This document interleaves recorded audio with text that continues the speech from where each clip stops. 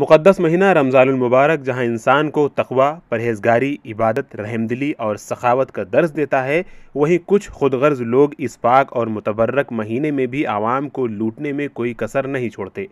ज़िला अनंतनाग में रमज़ान मुबारक शुरू होते ही बाज़ारों में कीमतें आसमान छू रही हैं। सब्ज़ी फ़रोशों ने अशिया ज़रूरिया की नरखों में यकायक इजाफ़ा कर दिया। रातों रात सब्ज़ी और मुर्ग की कीमतों में इजाफ़ा करने पर लोगों ने सख्त बरहमी का इजहार करते हुए कहा है कि मुक़द्दस माह में भी नाजायज़ मुनाफाखोर और खुदगर्ज़ अनासिर आवाम को लूटने में मसरूफ़ हैं।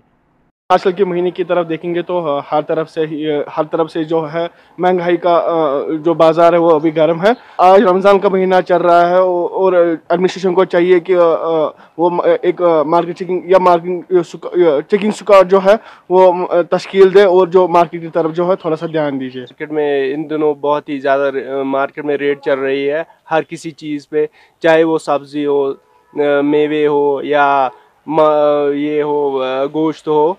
एडमिनिस्ट्रेशन को चाहिए कि वो इन सब चीज़ों को ध्यान रख के मार्केट में चेकिंग करे कि किस चीज़ पे रेट कितनी होनी चाहिए और किस चीज़ की रेट कम होनी चाहिए। दूसरी जानिब assistant director food supply Anantnag ने फ़ोन पर बात करते हुए ईटीवी भारत की टीम को यकीन दहानी कराई कि जल्द ही अनंतनाग में कीमतों को एतदाल में रखने के लिए मार्केट चेकिंग अमल में लाई जाएगी।